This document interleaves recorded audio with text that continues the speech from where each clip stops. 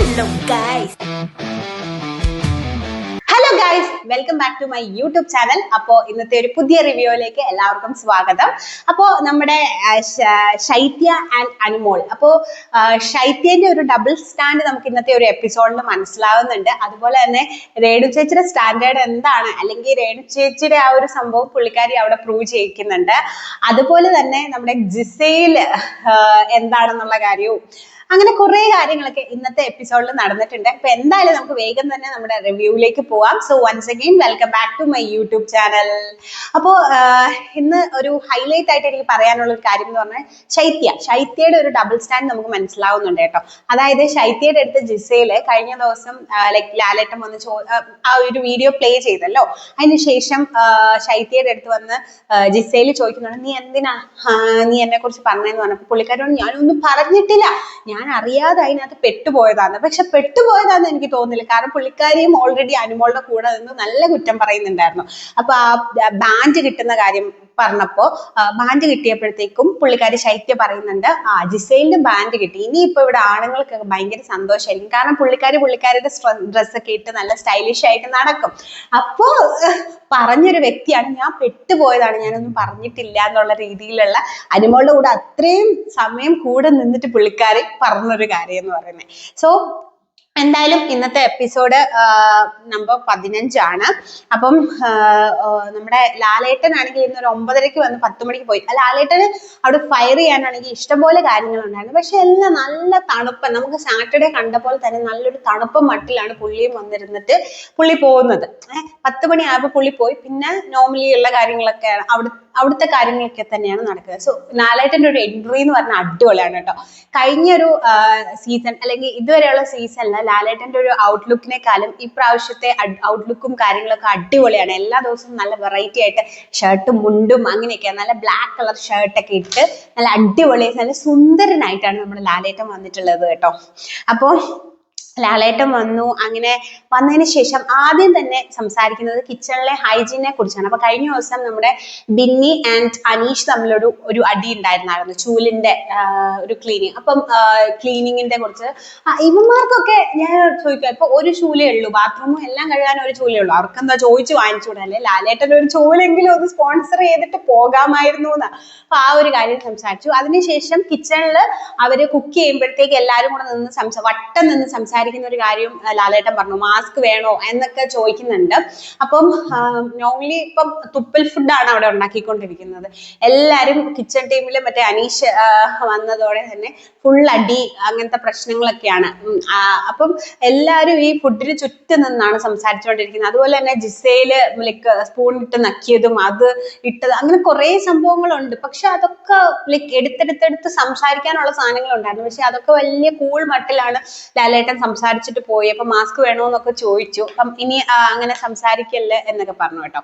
പിന്നെ ലാലേട്ടൻ അല്ലെങ്കിൽ big boss ആണെങ്കിൽ 14 വട്ടം നമ്മുടെ നെവിനെ വോൺ ചെയ്തിട്ട് പോലും നെവിൻ ബിഗ് ബോസ് എന്താന്ന് പറഞ്ഞിട്ട് എനിക്ക് ഇതില് ഒട്ടും അനുസരണയില്ലാത്ത രണ്ടാൾക്കാർ നെവിനും ജിസയിലും ആണെന്ന് തോന്നിയിട്ടുണ്ട് കേട്ടോ. അപ്പൊ 14 വട്ടമാണ് നമ്മുടെ നെവിനെ നമ്മുടെ ബിഗ് ബോസ് ആണെങ്കിൽ ഫുള്ള് അത്ര ഇത് ചെയ്യില്ല അത് ചെയ്യില്ല എന്നൊക്കെ പറയുന്നത്. പക്ഷെ എന്നാലും പുള്ളിക്കാരൻ നല്ല രീതിയിൽ തന്നെ ഇങ്ങനെ കട്ടെടുക്കലും അങ്ങനെ ഇങ്ങനെയൊക്കെ ആയിട്ട് നടക്കുന്നുണ്ട്. അപ്പൊ ബിഗ് ബോസിന് ഒരു വിലയും കൊടുക്കുന്നില്ല.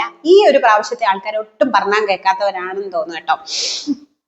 അങ്ങനെ ഒരാളോട് സംസാരിച്ചുകൊണ്ടിരിക്കുമ്പോൾ ലാലേട്ടനും ഭയങ്കര ദേഷ്യം വരുന്നുണ്ട്. ഒരാളോട് സംസാരിച്ചുകൊണ്ടിരുന്നപ്പോ എല്ലാവരും കൂടെ കടന്ന് ബഹളം ഉണ്ടായപ്പം ലാലേട്ടൻ പറഞ്ഞു, എന്നാ നീയൊക്കെ കടന്ന് സംസാരിക്കുന്നൊക്കെ ഉള്ള ലാലേട്ടൻ ഓൾറെഡി പോവാൻ വേണ്ടി നിൽക്കുകയാണ്. അപ്പോ ഇങ്ങനെ എല്ലാരും കൂടെ ബഹളം വെച്ചപ്പോഴത്തേക്ക് നീയൊക്കെ സംസാരിക്കുന്നുള്ള രീതിയിൽ നിൽക്കുകയാണ് കേട്ടോ. അങ്ങനെ ലാലേട്ടൻ പറഞ്ഞു. അത് കഴിഞ്ഞിട്ട് അക്ബർ ഒനിയില് തെറിവിളി, ആ ഒരു സംഭവത്തെ കുറിച്ച് സംസാരിച്ചു. പക്ഷെ അക്ബറും അനിയനും തമ്മിലുള്ള തെറിവിളി ആണെങ്കിൽ അവിടെ എത്ര പേര് തെറി വിളിച്ചിരിക്കുന്നു. ജിസയിൽ തെറി വിളിച്ചു, അതുപോലെ തന്നെ അപ്പാനി തെറി വിളിച്ചു. ഇതൊന്നും അവിടെ സംസാരിക്കുന്നില്ല. ഇവര് തമ്മിലുള്ള ആ ഒരു തെറിവിളി മാത്രമാണ് അവിടെ സംസാരിച്ചു. അങ്ങനെ ബാഡ് വേർഡ്സ് യൂസ് ചെയ്യുന്ന കാര്യമൊക്കെ ഇങ്ങനെ പറഞ്ഞിട്ട് പോയി. പിന്നെ നമുക്ക് അവിടെ ചർച്ച ചെയ്ത ഒരു കാര്യം എന്ന് പറഞ്ഞാൽ ഫുഡിന്റെ ഒരു ഇഷ്യൂ ആയിരുന്നു. അതായത് നമ്മുടെ അനീഷായിട്ട് ഹൗസ് മേറ്റും അനീഷും തമ്മിലുള്ള ഒരു ഫൈറ്റ് വന്നിട്ടുണ്ടായിരുന്നു. അതായത് ഉച്ചയായപ്പം അനീഷ് പറഞ്ഞു ഫുഡൊന്നും കളയില്ല, അങ്ങനെ ഇങ്ങനെ പറഞ്ഞു. പക്ഷെ ഈവനിങ് ആയപ്പോഴത്തേക്ക് അനീഷ് പറഞ്ഞു ഫുഡ് കളയണം എന്നുള്ള ആ ഒരു ഫുഡ്. അപ്പൊ അനീഷ് പറയുന്നുണ്ട് ആ ഫുഡ് കൊള്ളത്തില്ലായിരുന്നു, അതിന് കുറച്ച് സ്മെല്ല് ഉണ്ടായിരുന്നു എന്നൊക്കെ പറയുന്നുണ്ട്. അപ്പൊ ഷാനവാസ് അതിനോട് യോജിക്കുകയും ചെയ്യുന്നുണ്ട്. പക്ഷെ അക്ബർ പറഞ്ഞു ഞാൻ ആ ഫുഡ് കഴിച്ചു, എനിക്കൊരു പ്രശ്നവും ഇല്ലായിരുന്നു എന്നുള്ളൊരു രീതിയിൽ ആ ഒരു സംഭവം അവരവിടെ ചർച്ച ചെയ്തിട്ടുണ്ട് കേട്ടോ. പിന്നെ നെവിൻ ആണെങ്കിൽ ഒരു പൂക്കി എന്നൊരു സംഭവം അവിടെ കൊടുത്തിരുന്നു. അപ്പം നെവിൻ ഞാൻ പറഞ്ഞില്ലേ 14 വട്ടം നമ്മുടെ ബിഗ് ബോസ് ഓൺ ചെയ്ത ഒരു വ്യക്തിയാണ് നെവിൻ. പക്ഷെ എന്നിട്ടും പറഞ്ഞാൽ കേൾക്കാതെ, അതായത് തക്കാളി പഞ്ചസാര ഇട്ട് അടിച്ചു കുടിക്കുക, ആരും ഇല്ലാത്ത സമയത്ത് രാത്രി പോയിട്ട് കിഴങ്ങ് ഫ്രൈ ചെയ്ത് കഴിക്കുക, പിന്നെ അങ്ങനത്തെ ആപ്പിൾ എടുത്ത് കഴിക്കുക. അവിടെ ഓൾറെഡി ആർക്കും ഫുഡ് കൊടുക്കുന്നില്ല, എന്നിട്ട് ഇവൻ ഇങ്ങനെ കട്ടെടുത്ത് ഇങ്ങനെ കട്ട് തിന്നുകൊണ്ടിരിക്കുകയാണ് ഇവൻ നെവിൻ. അപ്പം ബിഗ് ബോസ് പറയുന്നുണ്ട് ഇനി കട്ടെടുത്ത് കഴിഞ്ഞാൽ നിനക്ക് 7ന്റെ പണി തരൂ എന്നുള്ള രീതിയിൽ പറയുന്നുണ്ട്. കഴിഞ്ഞ പ്രാവശ്യം വന്നപ്പോഴും ഭയങ്കര ഒരു വോൺ ചെയ്തിട്ടാണ് നമ്മുടെ ലാലേട്ടൻ വിട്ടത്, പണിപ്പുരയിലേക്ക് പോവരുതെന്നുള്ള രീതിയിലൊക്കെ. ഇതൊക്കെ ഇത്രേ ഉള്ളൂ എന്നുള്ളൊരു മെന്റാലിറ്റി ആണെന്ന് തോന്നുന്നു. പക്ഷെ ആരും ആ ഒരു സീരിയസ്നെസ് കാണിക്കുന്ന പോലെ, അല്ലെ ബിഗ് ബോസ് ഗെയിമാണ്, റൂൾ ഇങ്ങനെയാണ്, ആ ഒരു സീരിയസ്നെസ് കാണിക്കുന്ന പോലെ നമുക്ക് ഈ ഒരു അല്ലെങ്കിൽ ഈ ഒരു സീസണിൽ കാണാൻ വേണ്ടി സാധിക്കുന്നില്ല. അപ്പോൾ അതും റൂമിലുള്ള ലൈക്ക് ഹൗസ്മേറ്റ് ഒക്കെ ആണെങ്കിലും നെവിൻ ഇങ്ങനെ കട്ടെടുത്ത് തിന്നുന്നതെന്നൊക്കെ പറഞ്ഞാൽ അവന്റെ ഒരു കോമഡി എന്നൊരു രീതിയിലാണ് അവരെല്ലാരും എടുക്കുന്നത്. ഒരു കളി അല്ലെങ്കിൽ ഒരു ഗെയിം എന്നൊരു രീതിയിൽ ആരും എടുക്കുന്നുണ്ടെന്ന് എനിക്ക് തോന്നുന്നില്ല.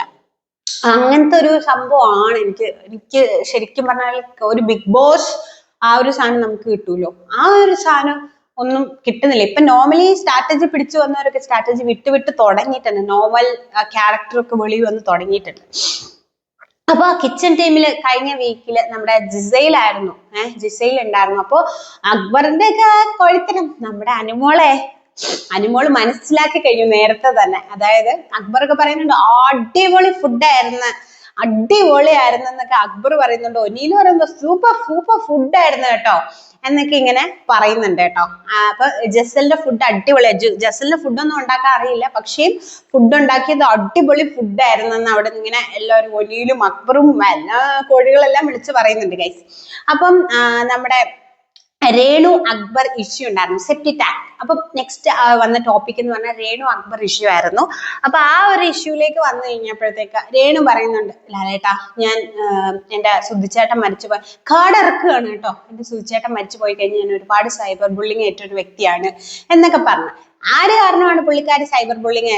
ഞാനൊരു എക്സാമ്പിൾ പറയാം. നമ്മുടെ സുതിമോൾ നിങ്ങൾക്ക് അറിയാമോ എന്ന് അറിയത്തില്ല. സുതിമോൾ എന്ന് പറഞ്ഞൊരു പുള്ളിക്കാരിയുണ്ട്, ലൈക്ക് ഒരു ചിരി ഇരുചിരി മെമ്പർ ചിരിയിലൊക്കെ വന്നതാണ്. സോ പുള്ളിക്കാരി ഒരു വെള്ളത്തിലാണ് പുള്ളിക്കാരി, അത്രയ്ക്കൊന്നും ഇല്ലാത്തൊരു വ്യക്തിയായിരുന്നു, സ്വന്തം കഴിവുകൊണ്ട് ഉയർന്നു വന്നതാണ്. പക്ഷെ ഒരുപാട് പേര് അവരെ സപ്പോർട്ട് ചെയ്തിട്ടുണ്ട്. ഇന്നാണെങ്കിൽ പോലും അവർക്ക് ഒരു ചെറിയ ഗിഫ്റ്റ് കൊടുത്താൽ തന്നെ അവരത് ആ വീഡിയോ ചെയ്യും.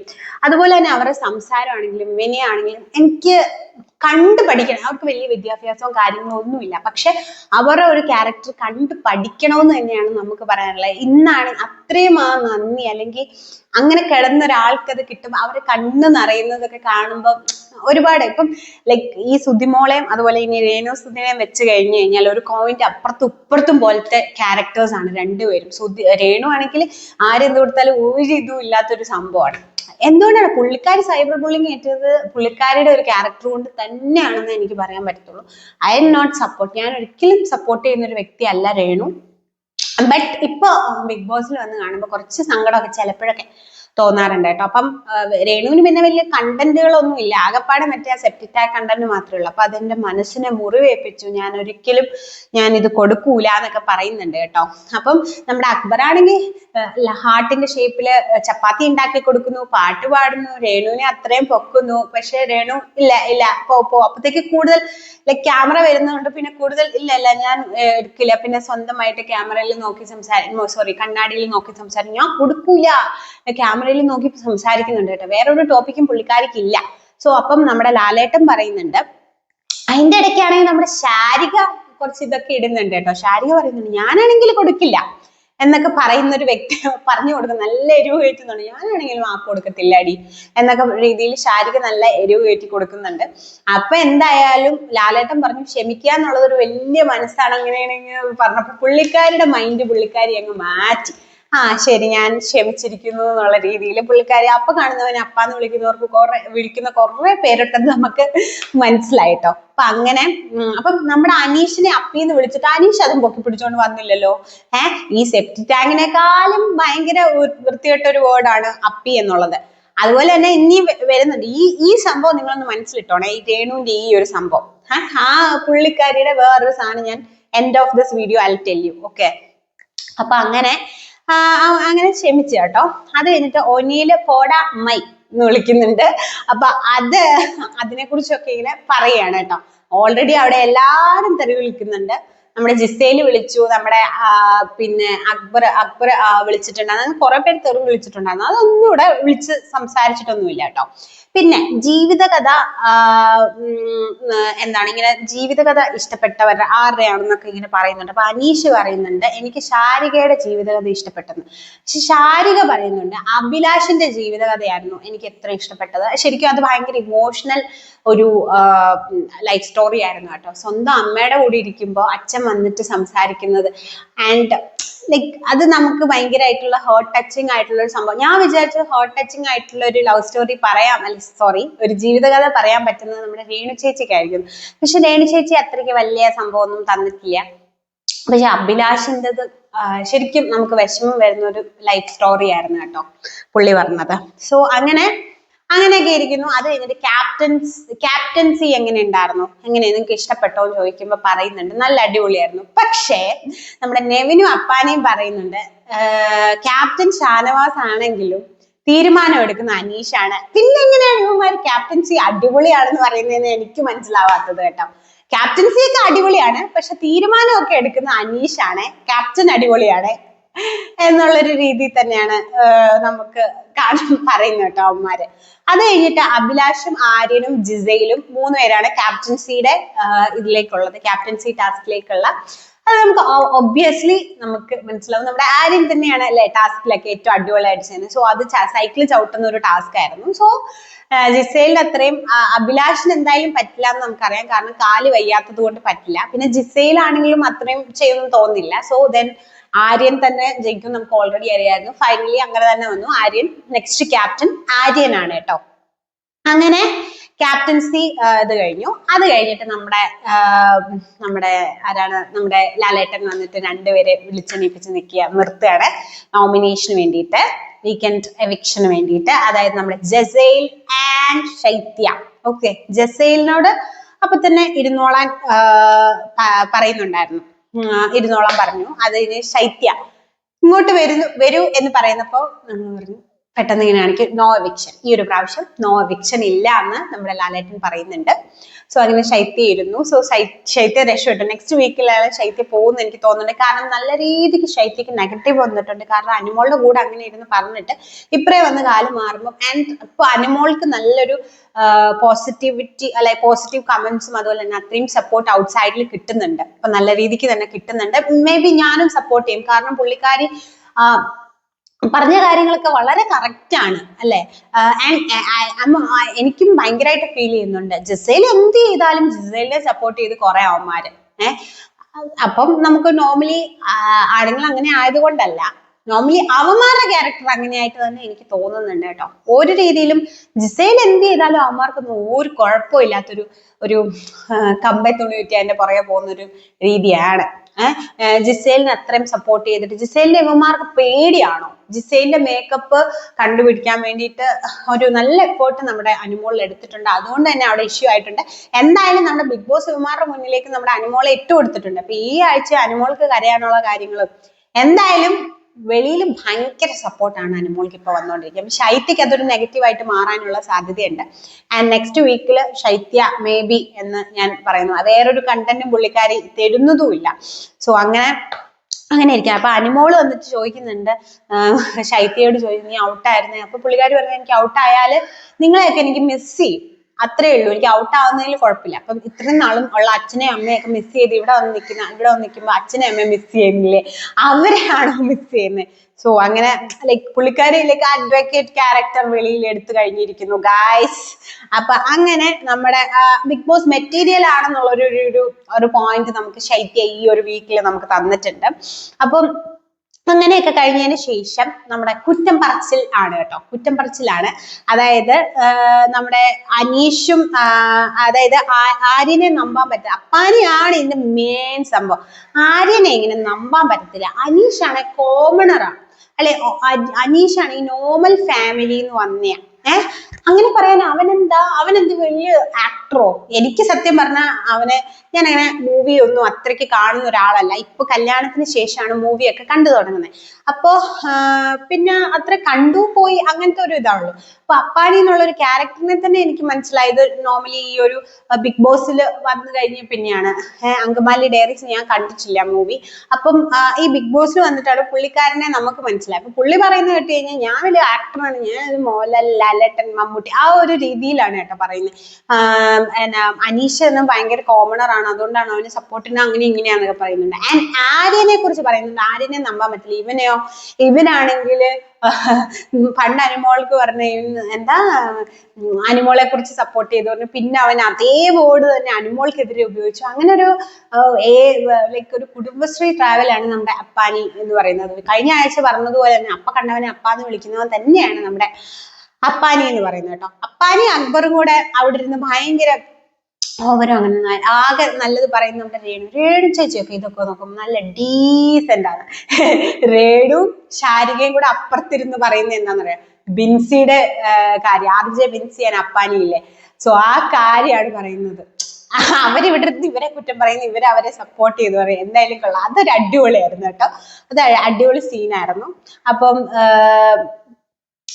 എന്താണ് അവർ മസാജ് ചെയ്ത് കൊടുക്കുന്ന കാര്യങ്ങളും കൈപ്പിടിക്കുന്ന കാര്യങ്ങളൊക്കെ അതെന്താണെന്നൊരു പ്രേക്ഷകരുടെ ഇടയിലേക്കും അത് ഭയങ്കര ഒരു നെഗറ്റീവ് ആയിട്ടാണ് കേട്ടോ പോയിരിക്കുന്നത്, ബിൻസിന്റെയും അപ്പാനിയുടെ. സോ അതെന്തായാലും ഞാൻ ഒരു ഫുൾ ലെങ്ത് വീഡിയോ ആയിട്ട് വരാം, അല്ലെങ്കിൽ ഈ ഒരു വീഡിയോ ഭയങ്കര ഒരു രീതിയിൽ പോകും. സോ അങ്ങനെ നമ്മുടെ അപ്പാനി കിച്ചൺ ടീമിലേക്ക് വന്നിട്ടുണ്ട്. അപ്പൊ അപ്പാനിക്ക് അനുമോളെ വേണം, അനുമോള് വേണമെന്ന് പറഞ്ഞിട്ട് അനുമോളെയൊക്കെ കൊണ്ട്, അനുമോൾക്ക് ഒട്ടും ഇഷ്ടമില്ല. അങ്ങനെ കിച്ചൺ ടീമില് ഒരു അടി പൊട്ടുന്ന കാര്യങ്ങളൊക്കെയാണ് ഇന്നത്തെ പ്രമോയില് വന്നിരിക്കുന്നത്. അപ്പൊ അത് നമുക്ക് കാത്തിരുന്ന് കാണാം. സോ അങ്ങനെ നമ്മുടെ അടുത്ത് ഞാൻ പറഞ്ഞില്ലേ നിങ്ങളൊന്ന് ശ്രദ്ധിക്കണോന്ന്, അതായത് രേണു ചേച്ചിയുടെ കാര്യം. അതായത് രേണു ചേച്ചിനെ ബാത്റൂം ടീമിലേക്കാണ് ഇട്ടിരിക്കുന്നത്. അപ്പൊ കക്കൂസ് ടീം. അപ്പം നമ്മുടെ രേണു ചേച്ചി വന്നിട്ട് ഇങ്ങനെ ഓരോരുത്തരെ വിളിക്കും, കക്കൂസ് നിങ്ങൾ മൂന്നാമത്തെ, അങ്ങനെ കക്കൂസ് അങ്ങനെ പറയാണ്. സോ അപ്പൊ ഈ സെപ്റ്റി ടാങ്ക് എന്ന് വിളിച്ചതും ഇപ്പൊ എല്ലാരും ഈ കക്കൂസ് എന്ന് വിളിക്കുന്നതും തമ്മിൽ എന്താണ് വ്യത്യാസം? പുള്ളിക്കാര് അതിട്ടങ്ങ് കണ്ടന്റ് അങ്ങ് ഉണ്ടാക്കി, കുറച്ച് കണ്ടന്റ് കിട്ടിയെന്നേ ഉള്ളൂ. ആ ഒരു കണ്ടന്റ് വെച്ച് അങ്ങ് പിടിച്ചു പോയതാണ്. സോ എനിക്കൊന്നും പറയാനില്ല. അപ്പൊ എന്തായാലും അടുത്ത ദിവസത്തെ റിവ്യൂ ആയിട്ട് ഞാൻ എത്തുന്നതായിരിക്കും. It's me Chanchal signing off. By.